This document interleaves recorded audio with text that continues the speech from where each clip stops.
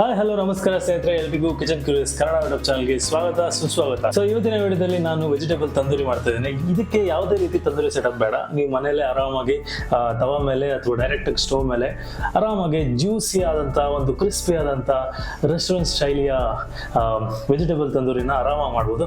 So ಅದಕ್ಕೆ ಏನೇನು ಬೇಕು ಅಂತ ನೋಡೋಣ ಬನ್ನಿ.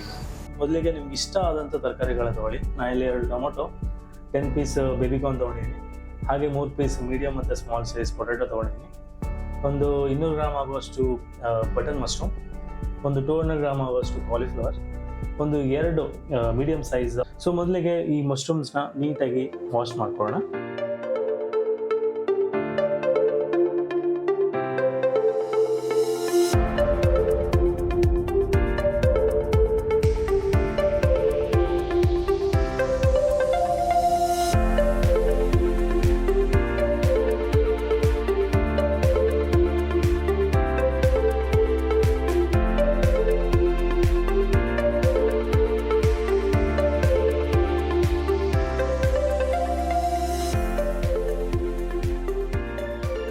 ಸೊ ಈಗ ಮಶ್ರೂಮ್ನೆಲ್ಲ ವಾಶ್ ಮಾಡ್ಕೊಂಡಿರೋದು. ಈಗ ಈ ಕಾಲಿಫ್ಲವರ್ನ ನೀಟಾಗಿ ದಪ್ಪ ಪೀಸ್ ಬರೋ ಥರ ಕಟ್ ಮಾಡಿಕೊಂಡು, ಸೊ ಇದು ಹೇಗೆ ಕಟ್ ಮಾಡಬೇಕು ಅಂದರೆ, ಹೀಗೆ ಕಟ್ ಮಾಡಿದ್ರೆ ನಿಮಗೆ ದಪ್ಪದ ಅಂತ ಪೀಸ್ ಸಿಗುತ್ತೆ.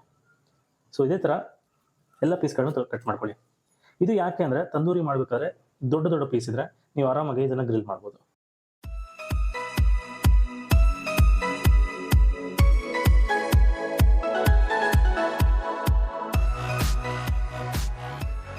ಸೊ ನೀವು ನೋಡ್ಬೋದು, ಈಗ ಕುದಿ ಬಂದಿದೆ. ಇದಕ್ಕೆ ಈಗ ಕಾಲಿಫ್ಲವರ್ ಹಾಕೋಣ. ಈ ಕಾಲಿಫ್ಲವರ್ ಒಂದು 2 ನಿಮಿಷ ಈ ಬಿಸಿನೀರಲ್ಲಿ ಬೇಯಬೇಕು. ಒಂದು 70% ಇದನ್ನ ಬೇಯಿಸಬೇಕು.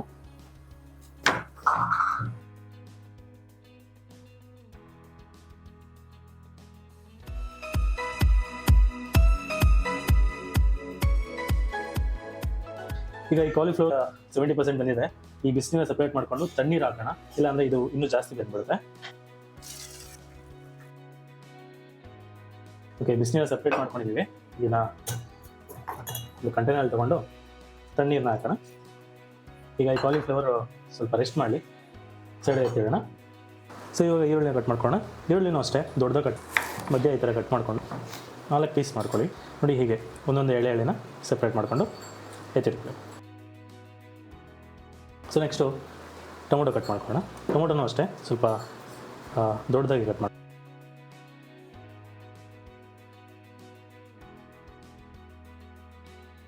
ಈಗ ಈ ತಂದೂರಿ ಮಸಾಲ ಮಾಡೋದಕ್ಕೆ ಏನೇನು ಬೇಕು ಅಂತ ನೋಡೋಣ. ಒಂದು 2-3 ಸ್ಪೂನ್ ಆಗುವಷ್ಟು ಕಾಶ್ಮೀರಿ ರೆಡ್ ಚಿಲ್ಲಿ ಪೌಡರ್ ತೊಗೊಳ್ಳಿ. ಹಾಗೆ 2 ಸ್ಪೂನ್ ಕಸೂರಿ ಮೇಥಿ, 1 ಸ್ಪೂನ್ ಜೀರಾ ಪೌಡರ್, 1/2 ಸ್ಪೂನ್ ಧನಿಯಾ ಪೌಡರ್, ಒಂದು 2 ಸ್ಪೂನ್ ಆಗುವಷ್ಟು ಜಿಂಜರ್ ಗಾರ್ಲಿಕ್ ಪೇಸ್ಟ್, ಹಾಗೆ ಒಂದು 2 ಸ್ಪೂನ್ ನಿಂಬೆಹಣ್ಣಿನ ರಸ, ಮತ್ತು ಒಂದು ಗಟ್ಟಿಯಾದಂಥ ಮೊಸರು, ಗಟ್ಟಿಯಾಗಿರಬೇಕು ಮೊಸರು, ತೆಳ್ಳವಾಗಿರಬಾರ್ದು, 1 ಕಪ್ ತೊಗೊಳ್ಳಿ. ಹಾಗೆ 3-4 ಸ್ಪೂನ್ ಆಗುವಷ್ಟು ಕಡಲೆ ಹಿಟ್ಟು ತೊಗೋಬೇಕು. ಸೊ ಒಂದು ಪ್ಯಾನಲ್ಲಿ ಒಂದು 3-4 ಸ್ಪೂನಷ್ಟು ಮಸ್ಟರ್ಡ್ ಆಯಿಲ್ನ ನಾವೇನು ಮಸಾಲೆ ಮಿಕ್ಸ್ ಮಾಡ್ಕೊಂಡಿದ್ದೀವಲ್ಲ ಅದಕ್ಕೆ ಹಾಕೊಳ್ತೀವಿ. ಸೊ ಎಣ್ಣೆನ ಬಿಸಿ ಮಾಡ್ಕೊಳ್ಳೋಣ. ಹೈ ಫ್ಲೇಮಲ್ಲಿ ಬಿಸಿ ಮಾಡ್ಕೊತಾ ಇದ್ದೀನಿ. ಈ ಮಸ್ಟರ್ಡ್ ಆಯಿಲ್ ತಂದೂರಿಗೆ ಹಾಕೋದ್ರಿಂದ ತುಂಬಾ ಒಳ್ಳೆ ಟೇಸ್ಟ್ ಕೊಡುತ್ತೆ. ರೆಸ್ಟೋರೆಂಟಲ್ಲಿ ಹೇಗೆ ಮಾಡ್ತಾರೋ ಅದೇ ಥರ. ಇವಾಗ ಮಸಾಲೆ ಮಾಡ್ಕೊಳ್ಳೋಣ. ಮೊದಲಿಗೆ ಈ ಗಟ್ಟಿಯಾದಂಥ ಒಂದು ಕಪ್ಪಲ್ಲಿರುವಂಥ ಮೊಸರನ್ನ ತೊಗೊಳ್ಳಿ. 2 ಟೀ ಸ್ಪೂನ್ ಆಗುವಷ್ಟು ರೆಡ್ ಚಿಲ್ಲಿ ಪೌಡರ್ ಹಾಕ್ತಾಯಿದ್ದೀನಿ. ಅರ್ಧ ಟೀ ಸ್ಪೂನ್ ಜೀರಾ ಪೌಡರ್ ಹಾಕ್ತೀನಿ. ಒಂದು ಅರ್ಧ ಸ್ಪೂನಷ್ಟು ಧನಿಯಾ ಪೌಡರ್, ಈ ಜಿಂಜರ್ ಗಾರ್ಲಿಕ್ ಪೇಸ್ಟ್ ಒಂದು 2 ಸ್ಪೂನ್ ಹಾಕೋತಾ ಇದ್ದೀನಿ. ಹಾಗೆ ಒಂದು 2-3 ಸ್ಪೂನ್ ಆಗುವಷ್ಟು ಕಡಲೆ ಹಿಟ್ಟು, ಈ 1 ಸ್ಪೂನ್ ಕಸೂರಿ ಮೇಥಿ, ಒಂದು 2 ಸ್ಪೂನ್ ಒಂದು ನಿಂಬೆಹಣ್ಣಿನ ರಸನ ಹಾಕೋತಾ ಇದ್ದೀನಿ. ನೋಡಿ, ಈಗ ಹೊಗೆ ಬರ್ತಾ ಇದೆ, ಚೆನ್ನಾಗಿ ಬಿಸಿಯಾಗಿದೆ. ಸೊ ಇದು ಕರೆಕ್ಟ್ ಟೈಮು. ಈ ಮಸ್ಟರ್ಡ್ ಆಯಿಲ್ನ ತೊಗೊಂಡು ಡೈರೆಕ್ಟಾಗಿ ಮೆಲ್ಲಗೆ ಈಗ ಹಾಕೊಳ್ಳೋಣ. ಹೇಗೆ ಚುರು ಅಂತಿದೆ. ಸೊ ಈಗ ಕೈಯಿಂದ ಬೆರೆಸ್ಕೋಬಿಡಿ, ತುಂಬ ಬಿಸಿ ಇರುತ್ತೆ. ಬೆರೆಸ್ಕೊಳ್ಳೋಣ. ಈಗ ಅಕಸ್ಮಾತ್ ನಿಮಗೆ ಇಷ್ಟು ಮಸಾಲ ಸಾಲಿಲ್ಲ ಅಂದರೆ ಇನ್ನೂ ಸ್ವಲ್ಪ ಇದಕ್ಕೆ ಗಟ್ಟಿಯಾದಂಥ ಮೊಸರನ್ನ ಮಿಕ್ಸ್ ಮಾಡ್ಕೋಬೋದು. ಹಾಗೆ ಮಸಾಲ ಏನಾದರೂ ಕಡಿಮೆ ಅನಿಸಿದ್ರೆ ಸೊ ಇದಕ್ಕೆ ಸ್ವಲ್ಪ ಉಪ್ಪು ಹಾಕೊಳ್ಳೋಣ. ಸೊ ಈಗ ಮಿಕ್ಸ್ ಮಾಡ್ಕೊಳ್ಳೋಣ. ಸೊ ಸ್ವಲ್ಪ ಟೇಸ್ಟ್ ಮಾಡಿ ನೋಡ್ತೀನಿ ಎಲ್ಲ ಕರೆಕ್ಟ್ ಇದೆಯಾ ಅಂತ. ಎಲ್ಲ ಪರ್ಫೆಕ್ಟ್ ಆಗಿದೆ. ಸೊ ಈಗ ನಮ್ಮ ತಂದೂರಿ ಮಸಾಲ ಕಂಪ್ಲೀಟಾಗಿ ರೆಡಿ ಆಗಿದೆ. ಸೊ ಇದಕ್ಕೆ ಎಲ್ಲ ವೆಜಿಟೇಬಲ್ಸ್ನ ಹಾಕಿ ಮಿಕ್ಸ್ ಮಾಡಿ. ನನಗೆ ಸದ್ಯಕ್ಕೆ 5 ಪೀಸ್ ಬೇಬಿಕಾರ್ನ್ ಹಾಕೋತಾ ಇದ್ದೀನಿ. ಸದ್ಯಕ್ಕೆ ಸಾಕು.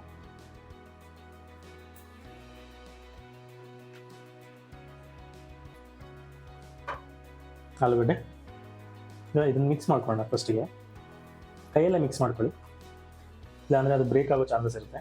ಸೊ ಕೊನೆಯದಾಗಿ ನಾನು ಕಾಲಿಫ್ಲವರ್ ತಿಟ್ಕೊಂಡಿದ್ನಲ್ಲ ಅದನ್ನು ಈಗ ಮಿಕ್ಸ್ ಮಾಡ್ಕೊಳ್ಳೋಣ. ಸೊ ಸ್ಲೋ ಆಗಿ ಮೆಲ್ಲಿಗೆ ಮಿಕ್ಸ್ ಮಾಡ್ಕೊಳ್ಳಿ, ಇಲ್ಲಾಂದರೆ ಕಾಲಿಫ್ಲವರ್ ಬ್ರೇಕ್ ಆಗಿಬಿಡುತ್ತೆ. ಅಕಸ್ಮಾತ್ ನಿಮಗೆ ಈ ತಂದೂರಿ ಮಸಾಲ ತೆಳುವಾಯಿತು ಅಂದರೆ ಸ್ವಲ್ಪ ಇದಕ್ಕೆ ಕಡಲೆ ಹಿಟ್ಟು ಹಾಕೊಂಡು ಮಿಕ್ಸ್ ಮಾಡ್ಕೊಳ್ಳಿ, ಸ್ವಲ್ಪ ಗಟ್ಟಿಗೆ ಬರುತ್ತೆ. ಸೊ ಈ ಥರ ಇಷ್ಟು ತಿಕ್ಕಾಗಿರಬೇಕು. ಈಗ ನಾನು ಮಶ್ರೂಮ್ ಹಾಕೊಳ್ತಾ ಇದ್ದೀನಿ. ಸೊ ಮಶ್ರೂಮ್ನು ಅಷ್ಟೇ ತುಂಬ ಜೆಂಟಲಾಗಿ ಮಿಕ್ಸ್ ಮಾಡ್ಕೊಳ್ಳಿ, ಇಲ್ಲಾಂದರೆ ಮಶ್ರೂಮು ಸಾಫ್ಟ್ ಇರೋದ್ರಿಂದ ಕಟ್ ಆಗಿಬಿಡುತ್ತೆ. ನಾನು ಯಾಕೆ ಕಾಲಿಫ್ಲವರ್ನ ಮತ್ತು ಮಶ್ರೂಮ್ನ ಎಂಡಲ್ಲಿ ಮಿಕ್ಸ್ ಮಾಡ್ಕೊಳ್ತಾ ಇದ್ದೀನಿ ಅಂದರೆ ಅವೆರಡು ತುಂಬ ಸಾಫ್ಟ್ ಇರೋದ್ರಿಂದ ಬೇಕಾಗೋ ಚಾನ್ಸಸ್ಸು ತುಂಬ ಜಾಸ್ತಿ ಇರುತ್ತೆ. ಸೊ ಎಲ್ಲ ತರಕಾರಿ ಈಗ ಚೆನ್ನಾಗಿ ಕೋಟ್ ಆಗಿದೆ. ಇವಾಗ ಇನ್ನೊಂದು ಮೇನ್ ಇಂಪಾರ್ಟೆಂಟ್ ಥಿಂಗ್ ಅಂದರೆ ಇದಕ್ಕೆ ಸ್ಮೋಕ್ ಕೊಡಬೇಕು. ಸ್ಮೋಕ್ ಹೇಗೆ ಕೊಡ್ತೀರಾ, ಕೋಲ್ ತೊಗೊಂಡು ಅದನ್ನು ಸ್ಮೋಕ್ ಕೊಟ್ಟರೆ ಅದು ತಂದೂರಿ ಫ್ಲೇವರ್ ಬರುತ್ತೆ. ಇದು ಎಕ್ಸಾಕ್ಟಾಗಿ ರೆಸ್ಟೋರೆಂಟಲ್ಲಿ ಹೇಗೆ ನಿಮಗೆ ಟೇಸ್ಟ್ ಕೊಡುತ್ತೋ ಅದೇ ಥರ ಟೇಸ್ಟ್ ಕೊಡುತ್ತೆ. ಈ ಸ್ಮೋಕ್ ಕೂಡ ತುಂಬಾ ಇಂಪಾರ್ಟೆಂಟು, ಇದು ಎಕ್ಸ್ಟ್ರಾ ಫ್ಲೇವರ್ನ ಆ್ಯಡ್ ಮಾಡುತ್ತೆ. ಸೊ ಬನ್ನಿ ಇದಕ್ಕೆ ಸ್ಮೋಕ್ ಕೊಟ್ಟು ಒಂದು 30 ಮಿನಿಟ್ಸು ಮ್ಯಾರಿನೇಟ್ ಆಗಿ ಬಿಡಬೇಕು. ಸೊ ಈ ಕೋಲ್ನ ಕಾಯಿಸ್ಕೊಳ್ಳೋಣ.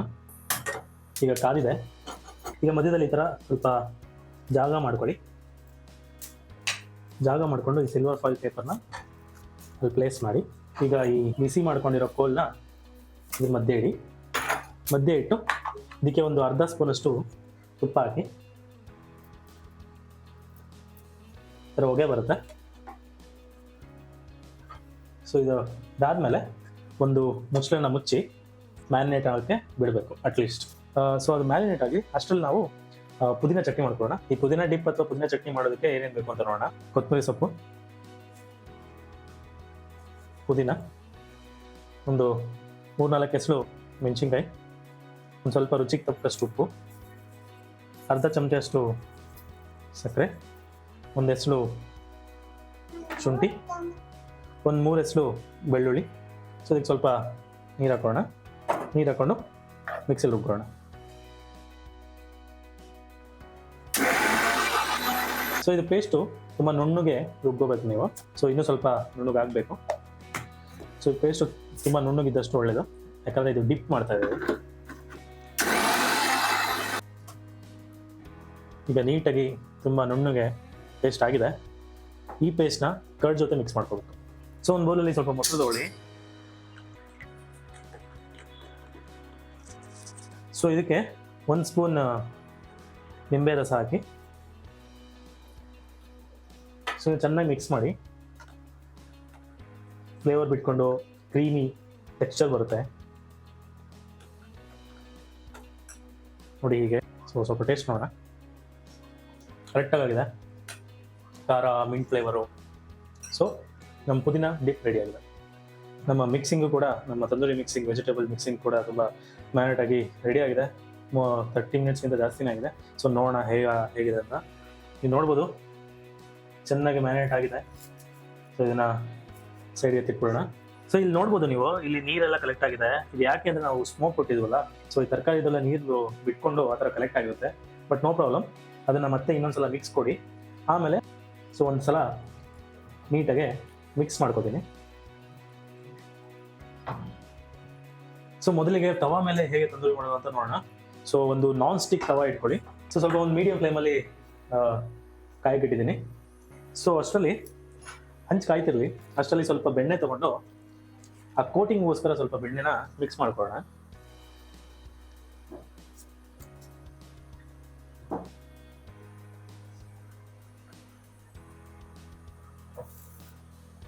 ಕೋಟಿಂಗ್ಗೋಸ್ಕರ ಈ ಬೆಣ್ಣೆ ಯೂಸ್ ಮಾಡ್ತಾ ಇದೀವಿ, ತಂದೂರಿ ಮೇಲೆ ಕೋಟಿಂಗ್ ಮಾಡಬೇಕಾದ್ರೆ.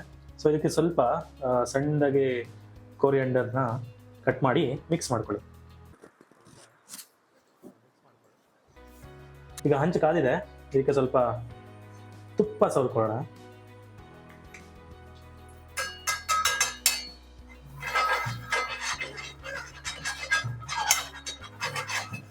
ಸೊ ಇದ್ರ ಮೇಲೆ ಒಂದೊಂದೇ ಈ ಮ್ಯಾರಿನೇಟ್ ಆಗಿರುವಂಥ ತರಕಾರಿಗಳನ್ನ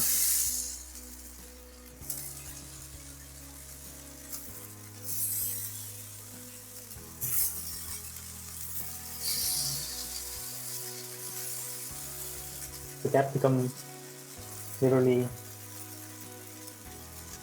ಸ್ವಲ್ಪ ಇದ್ರ ಮೇಲೆ ತವ ಮೇಲೆ ಫ್ರೈ ಆದಮೇಲೆ ಹೊಳಿಸಿ ಹಾಕಬೇಕು.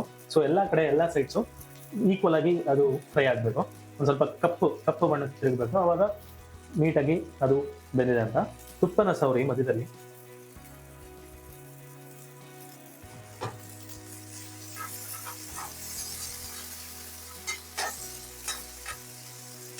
ಸೊ ಹೀಗೆ ಫ್ರೈ ಮಾಡಿ.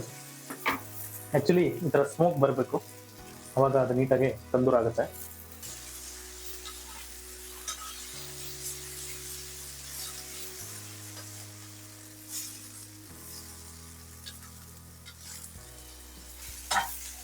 ಈಗ ಆಲ್ಮೋಸ್ಟ್ ರೆಡಿ ಆಗಿದೆ. ಜಸ್ಟ್ ಒಂದು ಫೋಟೋ ನೀವು ಮಿಕ್ಸ್ ಮಾಡ್ಕೊಂಡಿದ್ರಲ್ಲ ಬೆಣ್ಣೆನ, ಅದನ್ನೆಲ್ಲದ್ರ ಮೇಲೆ ಸ್ವಲ್ಪ ಹಾಗೆ ಕೋಟ್ ಮಾಡ್ಕೊಳ್ಳಿ. ಏನಿಲ್ಲ, ಇದೊಂದು ಒಳ್ಳೆ ಟೆಕ್ಸ್ಚರು, ಒಂದು ಒಳ್ಳೆ ಟೇಸ್ಟ್ ಕೊಡುತ್ತೆ ಈ ಥರ ಕೋಟ್ ಮಾಡಿದ್ರೆ. ನೋಡಿ ಈಗ ಚೆನ್ನಾಗಿ ಫ್ರೈ ಆಗಿದೆ, ನೋಡ್ಬೋದು ಬ್ಲ್ಯಾಕ್ ಆಗಿ ಚೆನ್ನಾಗಿ ಫ್ರೈ ಆಗಿದೆ ಎಲ್ಲನೂ. ಸೊ ಈಗ ಒಂದು ಪ್ಲೇಟಿಗೆ ಸರ್ವ್ ಮಾಡ್ಕೊಳ್ಳೋಣ.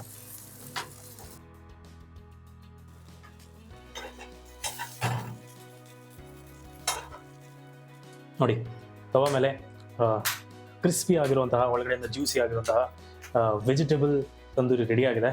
ಸೊ ಟೇಸ್ಟ್ ಮಾಡೋಣ ಬನ್ನಿ ಹೇಗಾಗಿದೆ ತವಾ ಮೇಲೆ ಮಾಡಿರುವಂಥ ತಂದೂರಿ. ನನ್ನ ಮಗಳು ಟೇಸ್ಟ್ ಮಾಡಿ ನೋಡ್ತಾಳೆ. ಹೇಗಿದೆ? ಸೊ ನೀವೀಗ ತವದಲ್ಲಿ ತಂದೂರಿ ಹೇಗೆ ಮಾಡೋದು ಅಂತ ನೋಡಿದ್ರಿ. ಸೊ ಈಗ ಸ್ಟಿಕ್ಸ್ನ ಯೂಸ್ ಮಾಡ್ಕೊಂಡು ಡೈರೆಕ್ಟಾಗಿ ಬೆಂಕಿಯಲ್ಲಿಟ್ಟು ಸ್ಟವ್ ಮೇಲೆ ಹೇಗೆ ಮಾಡೋದು ತಂದೂರಿ ಅಂತ ನೋಡೋಣ. ಇಲ್ಲಿ ನನ್ನ ಹತ್ರ ಅಲ್ಯೂಮಿನಿಯಂ ಸ್ಟೀಲಿಂದು ಸ್ಟಿಕ್ಸ್ ಇದೆ. ಆ್ಯಕ್ಚುಲಿ ವುಡನ್ದು ಸ್ಟಿಕ್ಸ್ ಬರುತ್ತೆ, ಬಟ್ ಅದು ಒನ್ ಟೈಮ್ ಯೂಸ್ ಅಷ್ಟೇ. ಸೊ ಒಂದು ಪರ್ಮನೆಂಟ್ ಆಗಿ ಈ ಥರ ಒಂದು ಸ್ಟೀಲಿಂದ ಒಂದು ಸ್ಟಿಕ್ಸ್ ತಗೊಬಿಟ್ರೆ ನೀವು ಯಾವಾಗ ಬೇಕಾದ್ರೆ ಆವಾಗ ಮಾಡ್ಕೊಂಡು ತಿನ್ಬೋದು. ಸೊ ಮೊದಲಿಗೆ ನಾನು ಹಾಗೆ ಹೇಳ್ದಾಗೆ ನಾನೊಂದು ಆಲೂಗಡ್ಡೆ ಎಕ್ಸ್ಟ್ರಾ ಇಟ್ಕೊಂಡಿದ್ದೆ. ಯಾಕೆ ಅಂದರೆ, ಸೊ ಈ ಸ್ಟಿಕ್ಗೆ ಮೊದಲು ನೀವು ಒಂದು ಆಲೂಗಡ್ಡೆನ ಸ್ಟಿಕ್ ಮಾಡ್ಕೊಳ್ಳಿ. ಆಲೂಗಡ್ಡೆ ಅಂತ ಸ್ಟಿಕ್ ಮಾಡ್ತೀವಿ ಅಂದರೆ ಇದು ಫರ್ಮ್ ಆಗಿ ನಿಂತ್ಕೊಂಡಿರುತ್ತೆ. ನೀವು ಯಾವಾಗ ತಂದೂರು ಮಾಡ್ತೀರಲ್ಲ, ಸೊ ಅವಾಗ ಅದು ಬೀಳೋದಿಲ್ಲ. ಆದರೆ ಬೇರೆ ತರಕಾರಿ ಏನಂದರೆ ಅದು ತಂದೂರು ಮಾಡಿದ ತಕ್ಷಣ ಸ್ವಲ್ಪ ಜಾರ್ಕೊಂಡು ಕೆಳಗಡೆ ಬಿದ್ದೋಗುತ್ತೆ. ಸೊ ಆಮೇಲೆ ನಿಮ್ಗೆ ಯಾವ್ದು ಇಷ್ಟನೋ ಆ ಥರ ತರಕಾರಿನ ಸ್ಟಿಕ್ ಮಾಡ್ಕೊಂಡು ಹೋಗಿ. ಸೊ ಸ್ಟಿಕ್ ಮಾಡುವಾಗ ತುಂಬ ಕೇರ್ಫುಲ್ ಆಗಿ ಸ್ಟಿಕ್ ಮಾಡಿ, ಯಾಕಂದರೆ ಬ್ರೇಕ್ ಆಗೋ ಚಾನ್ಸಸ್ ತುಂಬಾನೇ ಇರುತ್ತೆ.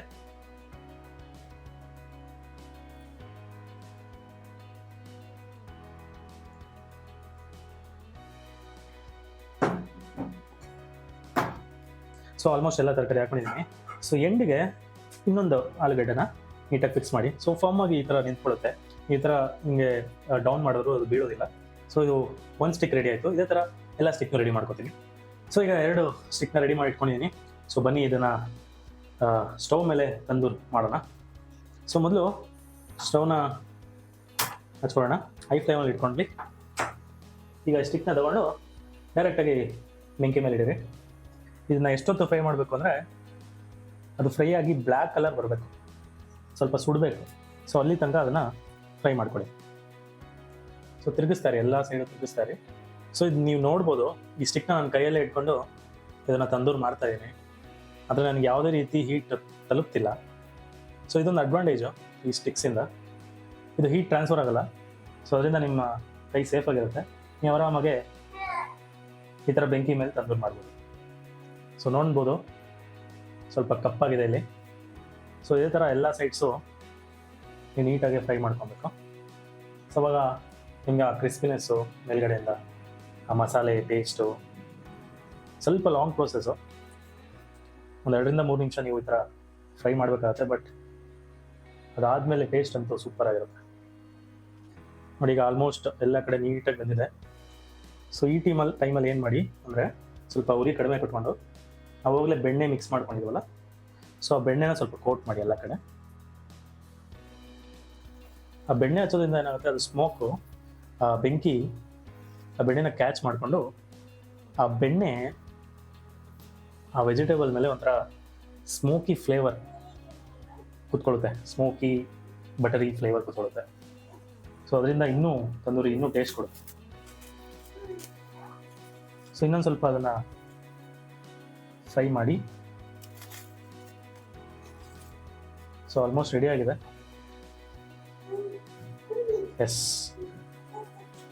ನೋಡಿ, ನಮ್ಮ ತಂದೂರು ರೆಡಿ ಆಗಿದೆ, ನೋಡ್ಬೋದು.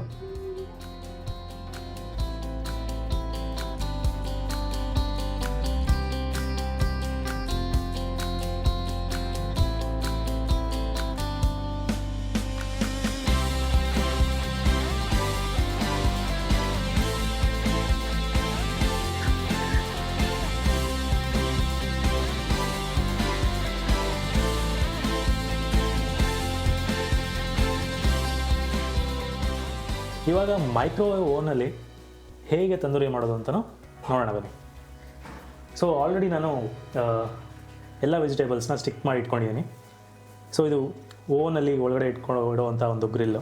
ಓವನ್ನ ಆಲ್ರೆಡಿ ಪ್ರೀ ಹೀಟ್ ಮಾಡಿದ್ದೀನಿ. ಸೊ ಇದರೊಳಗಡೆ ಈಗ ಮಾಡಿರುವಂಥ ಸ್ಟಿಕ್ಸ್ನ ಇಡ್ತೀನಿ.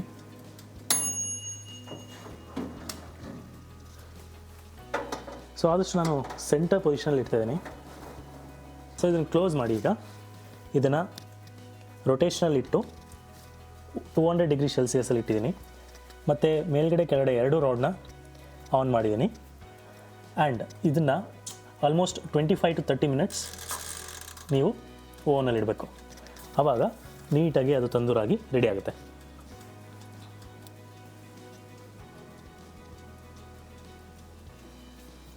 ಓಕೆ, ಆಲ್ರೆಡಿ ಈಗ 20 ಮಿನಿಟ್ಸ್ ಆಗಿದೆ. ಒಂಥರ ಸ್ಮೋಕಿ ಸ್ಮೆಲ್ ಬರ್ತಾ ಇದೆ ಓವನಿಂದ.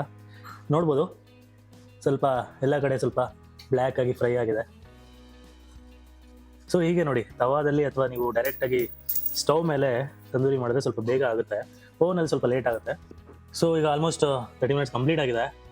ಸೊ ನೋಡೋಣ ಹೇಗಾಗಿದೆ ಅಂತ. ಇನ್ನೂ ಒಂದು 10-15 ಮಿನಿಟ್ಸ್ ಇನ್ನು ಓವನಲ್ಲಿ ಇಡಬೇಕು. ಸೊ ಸ್ವಲ್ಪ ಬಟರ್ನ ಕೋಟ್ ಮಾಡಿ ಮತ್ತೆ ಅದಕ್ಕೆ ವಾಪಸ್ ನಾವು ಇನ್ನೊಂದು 15 ಮಿನಿಟ್ಸ್ ಓವನಲ್ಲಿ ಫ್ರೈ ಮಾಡೋಣ. ಸೊ ಕೋಟ್ ಮಾಡಿದೆ. ಸೊ ಇದನ್ನು ಮತ್ತೆ ಓವನಲ್ಲಿಟ್ಟು ಇನ್ನೊಂದು 10-15 ಮಿನಿಟ್ಸ್ ಮತ್ತೆ ಫ್ರೈ ಮಾಡೋಣ.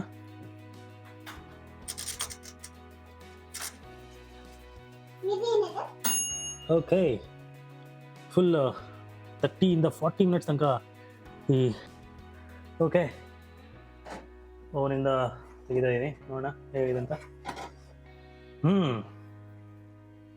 ತುಂಬ ಚೆನ್ನಾಗಿ ಕಾಣಿಸ್ತಾ ಇದೆ. ಎಲ್ಲ ನಾವು ಮಾಡಿದಂಥ ಪುದೀನ ಡಿಪ್, ಹಾಗೆ ಸ್ವಲ್ಪ ಈರುಳ್ಳಿ ಸೈಡ್ಸ್ಗೆ,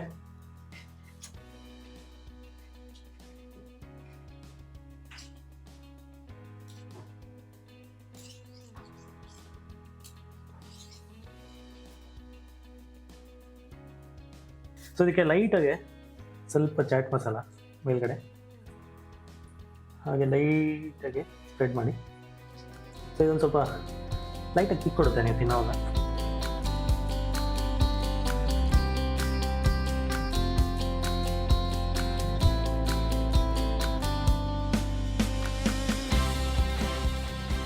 ಸೊ ಓವನಲ್ಲಿ ಮಾಡಿರುವಂತಹ ವೆಜಿಟೇಬಲ್ ತಂದೂರಿ ಟೇಸ್ಟ್ ಮಾಡೋಣ.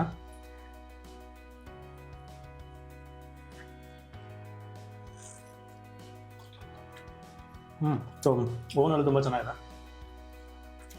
ಒಂದು ಸ್ವಲ್ಪ ಕ್ರಿಸ್ಪಿನೆಸ್ಸು, ಆ ಟ್ಯಾಂಗಿನೆಸ್ಸು, ಮತ್ತು ಒಳಗಡೆಯಿಂದ ಜ್ಯೂಸಿ, ಆ ಮಸಾಲ ಟೇಸ್ಟು, ಆ ಫ್ಲೇವರು, ಹಾಗೆ ಆ ಸ್ಮೋಕಿ ಫ್ಲೇವರ್ಸ್ ಸಿಗ್ತವೆ. ತುಂಬ ಚೆನ್ನಾಗಿದೆ. ಓಕೆ, ನೀವು ಈ ರೆಸಿಪಿನ ನಿಮ್ಮ ಮನೇಲಿ ಟ್ರೈ ಮಾಡಿ, ಈ ವೆಜಿಟೇಬಲ್ ತಂದೂರನ್ನ ಎಂಜಾಯ್ ಮಾಡಿ. ಈ ರೆಸಿಪಿ ನಿಮ್ಗೆ ಇಷ್ಟ ಆಗಿದ್ರೆ ಲೈಕ್ ಮಾಡಿ, ಶೇರ್ ಮಾಡಿ ಮತ್ತು ಸಬ್ಸ್ಕ್ರೈಬ್ ಮಾಡಿ. ಹೀಗೆ ನಿಮ್ಮ ಸಪೋರ್ಟು ಸದಾ ನಮ್ಮ ಜೊತೆ ಇರಲಿ. So until then, see you in the next video. Thank you, bye.